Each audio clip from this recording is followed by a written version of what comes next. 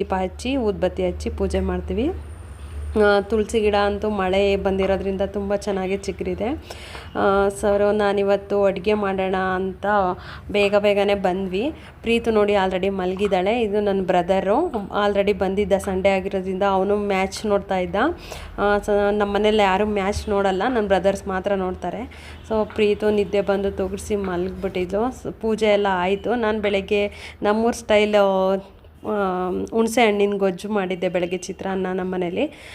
ಹಾಗಾಗಿ ನಾನಿಲ್ಲಿ ಸಾಂಬಾರು ಮಾಡೋಣ ಅಂತ ಬಂದೆ. ನಾಳೆ ಮಂಡೇ ಆಗಿರೋದ್ರಿಂದ ನಮ್ಮ ಮನೇಲಿ ಬಸ್ಸಾರನ್ನ ಮಂಡೇ ಮಾಡಲ್ಲ.